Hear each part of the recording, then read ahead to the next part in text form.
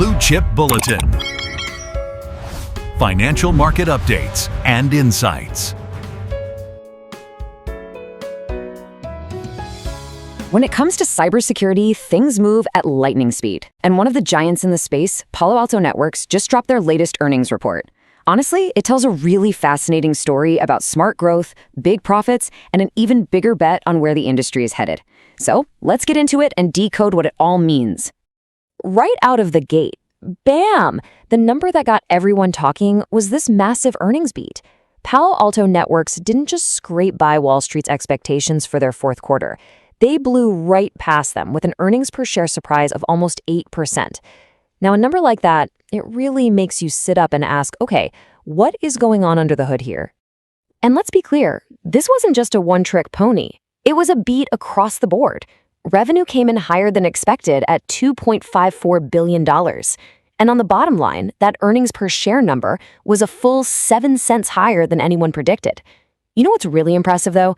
This is the 8th straight quarter they've beaten revenue estimates. That's 2 full years of consistently knocking it out of the park. So here's our game plan. First, we're going to dig into those headline numbers. Then we'll get into something called the Rule of 50. It's a super important sign of their financial health. After that, we'll unpack their big strategy, Platformization, see how they stack up against their rivals, talk about some potential risks, and then wrap it all up with the final verdict. Okay, let's get into the nitty-gritty of this quarter because, beating the estimates is great, but the real story is in the growth hiding behind those numbers. Just look at this breakdown. Total revenue is up almost 16% compared to last year. That's really solid. But wow, check out the earnings per share, up a whopping 27%. What that tells you is they're not just selling more stuff, they're doing it way more profitably. And you can see the business is nicely balanced, with their crucial subscription and support revenue making up over 77% of the pie. All this talk about profitability leads us to a concept that Palo Alto's leadership is incredibly proud of, and honestly, they should be. They call themselves a Rule of 50 company. Now, this isn't just some corporate buzzword. It's a gold standard for elite software companies, especially right now. So what the heck is the Rule of 50? It's pretty simple, actually. You take the company's revenue growth percentage and you add its adjusted free cash flow margin percentage. If the two numbers add up to 50% or more, you've found something special. It's the perfect balance of growing fast while also generating a ton of cash. In a market that's punishing companies for that growth at all costs mindset, this is exactly what you want to see. And hey, don't just take my word for it. Here it is, straight from the CFO, Deepak Galecha. He made a point to highlight this on their earnings call. This isn't a fluke. It's a core piece of their DNA.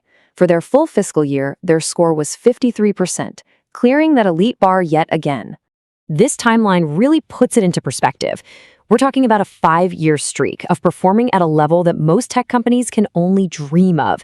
And what's even better, their guidance for the next fiscal year suggests they plan on keeping that streak alive. That's the kind of consistency that gives investors real confidence, especially when the market gets choppy. So how in the world are they pulling off these kinds of financial results?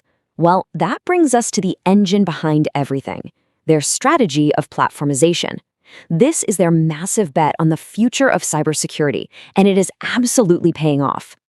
CEO Nikesh Arora just nails the problem here. Think about it. With all the sophisticated AI-powered cyber attacks today, having a dozen different security tools that don't talk to each other is a huge weakness. His whole vision is that customers are finally realizing they need one single integrated platform to actually stand a chance. And this slide just lays it out perfectly. On the left, you've got the old, clunky way of doing things. It costs more, it's way more complicated, and it's slow to react when an attack happens. On the right, you have the Palo Alto platform promise. It's cheaper to own, it works better, and you get way better security because everything is working together in real time. So, is this big strategy actually working? The data screams yes. The single most important metric to watch for this company's future is their next-generation security annual recurring revenue, or NGS ARR. This is their modern stuff, and it just hit $5.6 billion, growing at an insane 32% year over year.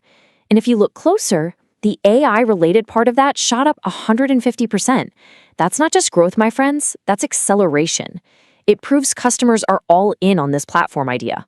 So with that kind of incredible performance, You have to ask, how does Palo Alto Networks look compared to everyone else trying to get a piece of this multi-billion-dollar cybersecurity pie?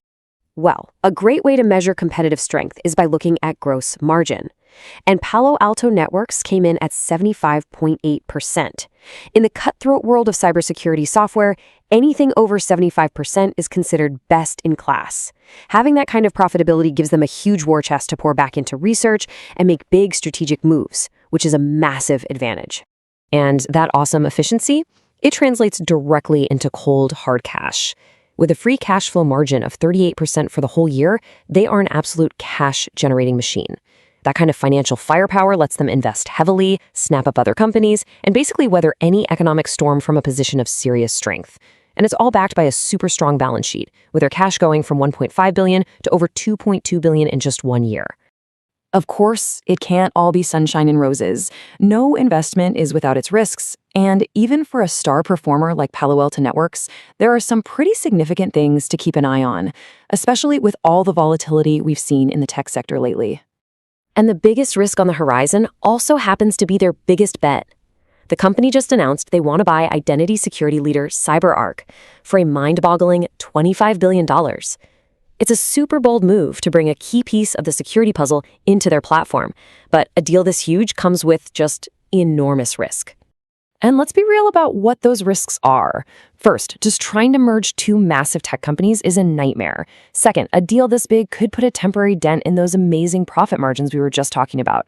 Third, and this is the big one, is execution risk. Investors will be watching like hawks to see if they can actually deliver. And finally, you have to worry if a deal this big will distract them from their core business, which is still running so well.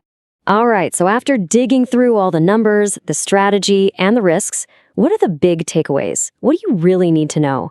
Well, we've boiled it all down to 3 key points. Takeaway number 1 is all about profitability.